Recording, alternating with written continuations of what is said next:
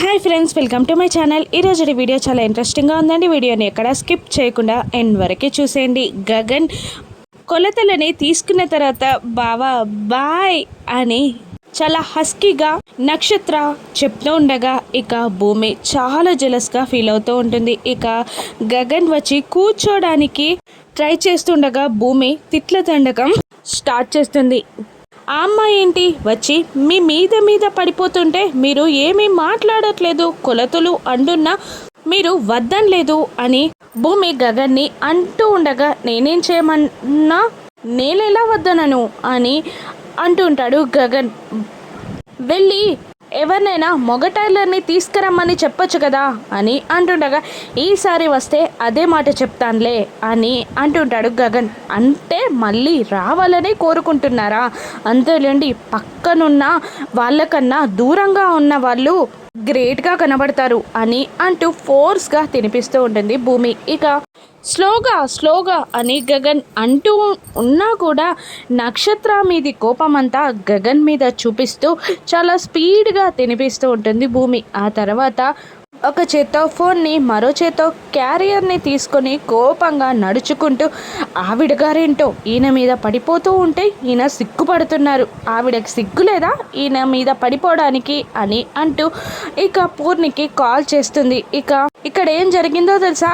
నక్షత్ర సైట్కి వచ్చింది, మీ అన్నయ్య దగ్గరికి వచ్చింది అని భూమి చెప్తుండగా నక్షత్ర వచ్చిందా ఎందుకు అని అంటుండగా మొన్న ఉతికి ఆ కోట్ని సంకెళ్ళలాగా చేసేసింది కదా అందుకనే అని భూమి అంటుండగా అవునా, కొత్త కోట్ తీసుకొచ్చిందా అని పూర్ణి అడుగుతుండగా కాదు, టేప్ తీసుకొచ్చింది కొలతలు తీసుకోవడానికి అని అంటుంటుంది భూమి. కొలతలేంటి అని పూర్ణి అడుగుతుండగా మీ అన్నయ్య సైజులు తెలియదంట, కొలతలు తీసుకుంటూ మీద పడిపోతూ ఉంటే మీ ఆయన సిగ్గుపడుతున్నారు ఆయన గారు అని భూమి తన అక్కసునంతా పూర్ణి పైన ఎల్లగక్కుతూ ఉంటుంది. అవునా, అసలు నువ్వు అక్కడికి ఎందుకు వెళ్ళావు అని పూర్ణి అడుగుతూ ఉండగా ఇక క్యారియర్ తీసుకొని వచ్చాను అని భూమి అనేస్తుంది. క్యారియర్ తీసుకొని నువ్వు అక్కడికి వెళ్ళావా, నక్షత్ర అక్కడికి వచ్చిందా? ఇవన్నీ చూసి కూడా మా అన్నయ్య ఏమనలేదా? నాకంతా విచిత్రంగా ఉంది అని పూర్ణి అంటుండగా నువ్వు అడగాల్సింది నక్షత్ర గుచ్చి కదా, మళ్ళీ నా గుచ్చి ఎందుకు అడుగుతున్నావు? ముందు అదెందుకు వచ్చిందో అడుగు అని భూమి పూర్ణిని అంటుండగా చెప్పు అని పూర్ణి అంటుంటుంది. ఇక వెనకాల నుండి ఒక అతను వచ్చి భూమి మాట్లాడుతున్న ఫోన్ని లాక్కొని పరిగెత్తుకొని పారిపోతూ ఉంటాడు. అప్పుడు తన చేతిలో ఉన్న క్యారియర్ని పడేసి అరే ఇంపార్టెంట్ మ్యాటర్ మాట్లాడుతుంటే అలా పరిగెడుతున్నావేంట్రా అని అంటూ భూమి ఆ వ్యక్తిని వెంబడిస్తూ ఉంటుంది. ఒక చోట కార్ ఆపి అపూర్వ అక్కడే నిలబడి ఉంటుంది, కోపంగా చూస్తూ ఉంటుంది భూమిని. ఇక అలా పరిగెత్తుకుంటూ వెళ్తున్న అతను వెళ్ళి అపూర్వ ముందు నిలబడగానే భూమి షాక్ అవుతూ ఉంటుంది. ఇవ్వు అన్నట్టు అపూర్వ చేయి చాపగానే అతను అడుగులో అడుగు వేసుకుంటూ ఆ ఫోన్ని అపూర్వకి ఇవ్వడానికి వెళ్తుండగా భూమి అరే నా ఫోన్ని దానికి ఇవ్వకురా అని పరిగెత్తుకుంటూ వస్తూ ఉంటుంది. కానీ అతను ఆ ఫోన్ని అపూర్వకి ఇచ్చేస్తాడు. దాంతో అపూర్వ ఆ ఫోన్ని చూస్తూ అటు ఇటు తిప్పుతూ భూమిని కోపంగా చూస్తూ ఉంటుంది. ఇక భూమి అపూర్వ దగ్గరికి వచ్చే టైంలో బలంగా ఆ ఫోన్ని కింద పడేసి ఒక రాడ్ని తీసుకొని భూమిని చూస్తూ బెదిరిస్తూ ఇలా అంటుంటుంది, ఏంటి ఇన్నాళ్ళు ఈ ఫోన్ ఉందనే కదా నన్ను నువ్వు బెదిరించింది, అందరూ ఈ అపూర్వాన్ని చూసి జడుచుకొని భయపడుతుంటే నన్ను నువ్వు ఆడిస్తావా, నాకు ఫోన్ డీటెయిల్స్ నీ దగ్గర ఉన్నాయని నన్ను ఆడిస్తావా అని అంటూ ఆ రాడ్తో ఆ ఫోన్ని నుజ్జుగా కొట్టేస్తూ భూమి వైపు ఎగతాళిగా చూస్తూ ఉండగా భూమి ఏడుస్తూ ఉంటుంది. అప్పుడు మళ్ళీ అపూర్వానే ఇలా అంటుంటుంది, చూసావా ఈ ఫోన్ గతి ఏమైందో, ఇక నీ గతి కూడా అంతే, ఇన్నాళ్ళు ఈ ఫోన్ ఉందని నన్ను ఆడిచ్చావు కదా, ఇప్పుడు చూస్తావు ఈ అపూర్వ ఆట అంటే ఎలా ఉంటుందో అని అంటూ స్పీడ్గా ఆ రాడ్తో ఆ ఫోన్ని భూమి వైపుకి ఒక్క తోపు తోసి ఇక అపూర్వ కార్లో అక్కడి నుండి వెళ్ళిపోగానే ఇక భూమి కన్నీళ్లతో ఏడుస్తూ ఆ ఫోన్ని తీసుకొని చూస్తూ బాధపడిపోతూ ఉంటుంది. ఇక మరోవైపు శారద కాలింగ్ బెల్ మోగగానే వెళ్ళి డోర్ తీస్తుంది. ఇక కృష్ణప్రసాద్ కనబడగానే మీరెందుకు ఇక్కడికి వచ్చారు అని అనగానే కృష్ణప్రసాద్ తప్పుకుంటాడు. ఇక వెనకాల కృష్ణప్రసాద్ వల్ల అమ్మగారు ఉంటారు. ఇక అత్తయ్య మీరా అని అంటూ చెయ్యి పట్టుకొని గుమ్మం లోపలికి తీసుకొస్తుంది శారద వాళ్ళ అత్తగారిని. ఇక కాళ్ళకి దండం పెట్టుకొని ఆశీర్వాదం తీసుకుంటుంది. ఇలా శారదాని చూడగానే ఇక ఆవిడ కూడా ఏడ్చేస్తుంది. ఎన్నాళ్ళగా ఈ బంగారు కోడల్ని చూడాలి అనుకుంటున్నాను, కానీ వాడొస్తేనే మిమ్మల్ని ఎన్నెన్ని మాటలు అంటారో వాణ్ణి కూడా ఆ ఇంట్లో అన్ని చిత్రహింసలు పెడుతున్నారు. ఇంకా నేను కూడా వస్తే నీ బాధకి నీ మాటలకి నేను కారణం కాకూడదని రావద్దు అనుకున్నానే తప్ప నిన్ను దూరం చేసుకోవాలని కాదమ్మా. ఈ బంగారం లాంటి కోడల్ని ఎవరు మాత్రం దూరం చేసుకుంటారు, విధి రాత వల్ల కాకపోతే. అయినా నీది ఎంత మంచి మనసు తల్లి, నిన్ను ద్వేషిస్తున్న వాళ్ళని కూడా ప్రేమించావు.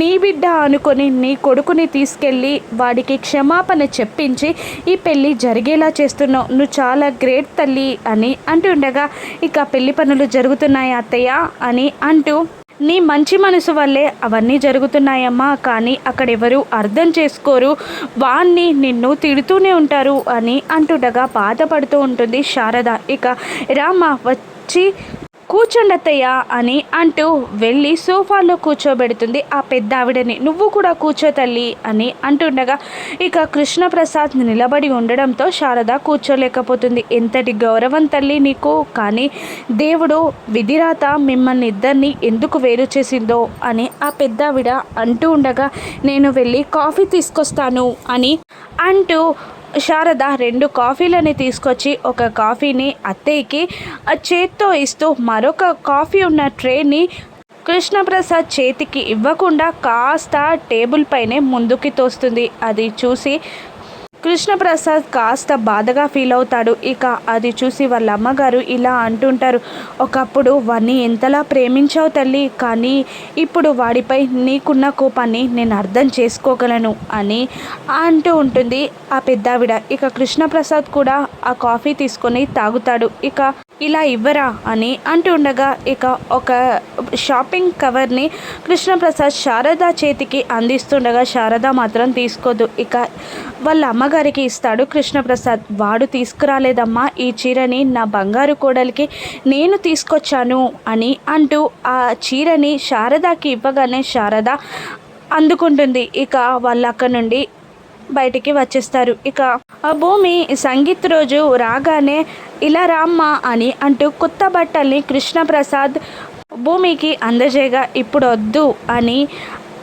ఇవన్నీ ఎందుకు అని భూమి అడుగుతుండగా నాన్న అన్నావు కదా, నాన్న కూతురికిస్తే వద్దంటావా అని అంటుండగా అనను, తీసుకుంటాను అని అంటూ భూమి ఆ కొత్త బట్టల్ని తీసుకొని ఫస్ట్ టైం నానిచ్చిన డ్రెస్ అమ్మా అని అంటూ రెడీ అవ్వడానికి వెళ్ళిపోతుంది. ఇక సంగీత్ ఫంక్షన్ స్టార్ట్ అవుతూ ఉండగా ముందుగా బిందు, ఇందు, ఆ తర్వాత చెర్రీ, ఆ తర్వాత మీరా, కృష్ణప్రసాద్, ఇంకా అపూర్వ, శరత్ చంద్ర, అందరూ నక్షత్ర అందరూ సంగీత్లోకి ఎంటర్ అవుతూ ఉంటారు. ఇక అక్కడున్న పెద్దవాళ్ళు ఆడంగులు ఆడవాళ్ళు నక్షత్రాన్ని చూసి ఎంత బాగున్నావు, నువ్వు అపూర్వ కూతురువి కదా, నాకు గనక కొడుకుండే ఇప్పుడు సంబంధం మాట్లాడి నిన్ను కొడుకుగా మా వానికి కట్టబెట్టి నిన్ను కోడలుగా తీసుకెళ్లేదాన్ని అని అంటుండగా నక్షత్ర మురిసిపోతూ అక్కడి నుండి వచ్చేస్తూ ఉంటుంది. ఇక వెనకాలే భూమి వస్తుండగా అప్పుడే నక్షత్ర గుచ్చి పొగిడిన ఆడవాళ్ళు, ఈ అమ్మాయి ఏంటి ఇంత బాగుంది,